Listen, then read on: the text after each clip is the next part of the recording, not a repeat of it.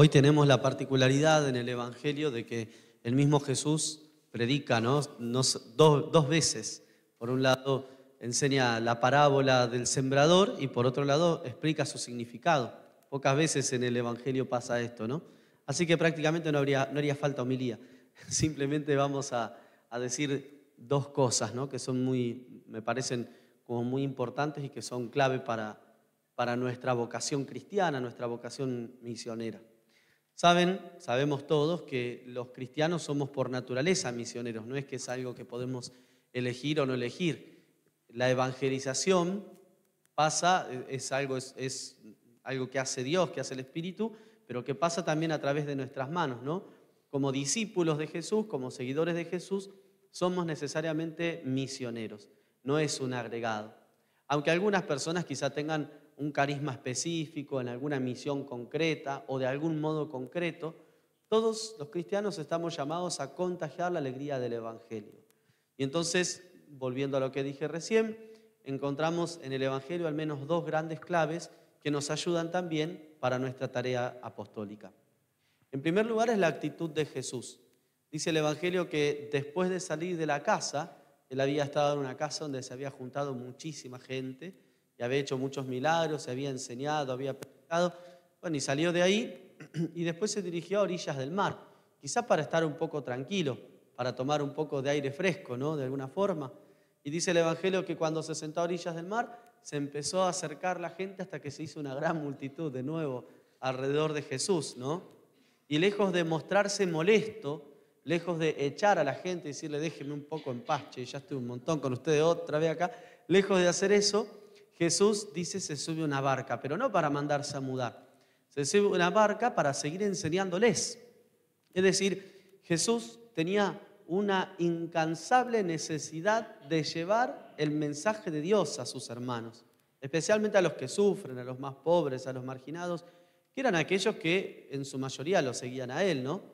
Entonces, una incansable necesidad de llevar la palabra de Dios, de sembrar la semilla de su palabra en los corazones de sus hijos. Bueno, esa es la primera actitud que nosotros los cristianos debemos pedir a Dios. No cansarnos de hacer el bien, no cansarnos de evangelizar. Cada uno de nosotros según el modo que Dios le pide, porque no significa que tenemos que estar todo el día dando charlas sobre el Evangelio o hablando explícitamente acerca de Dios. Pero en nuestra vida concreta, en nuestra vida cotidiana, todo de nuestra vida, valga la redundancia, debe hablar de Dios. Y eso es evangelizar. Entonces, el no cansarnos de hacer el bien, el no cansarnos de estar para los demás, el no cansarnos de llevar el Evangelio a los demás, de llevar la buena noticia a los corazones de todos los que nos rodean. La primera clave que nos muestra el Evangelio. Y en segundo lugar está precisamente en la parábola. La segunda clave la encontramos ahí. Ya no voy a explicar qué significan los terrenos y todo, porque ya sabemos que son como el signo de nuestro corazón, que acorde a cómo esté, en cuanto a qué disposición tiene para recibir el mensaje, la palabra de Dios, la semilla de Dios, será el fruto que dará, ¿no? Pero sí me centro, así como me centré en la actitud de Jesús, en la actitud del sembrador. El sembrador es precisamente Él, en definitiva, ¿no? Pero nosotros también estamos invitados a ser sembradores.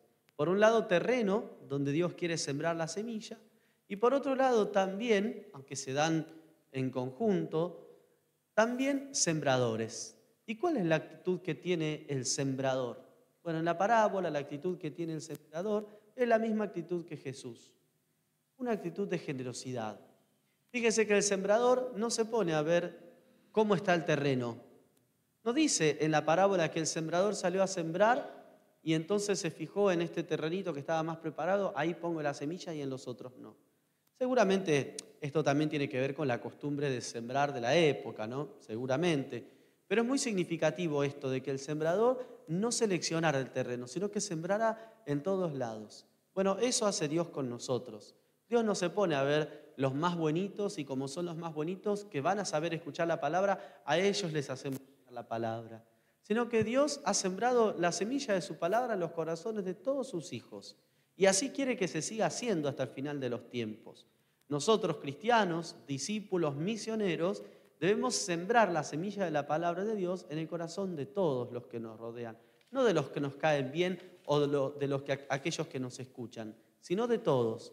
Porque en definitiva nuestra tarea no será recoger los frutos, nuestra tarea no será cosechar, nuestra tarea será siempre sembrar. Y eso es lo que debemos hacer a lo largo de toda nuestra vida. No cansarnos de sembrar la semilla de la palabra de Dios. Y ahí descubrimos que esas dos claves de evangelización en realidad es una sola. El misionero debe estar completamente dispuesto para la obra de la evangelización, siempre, todo el tiempo y en todo lugar. Por eso vamos a pedirle hoy al Señor que nos ayude, que nos dé la gracia y la fuerza de su Espíritu para que en nuestra vida seamos cada vez más misioneros como lo fue Él, como lo es Él en nuestra vida concreta.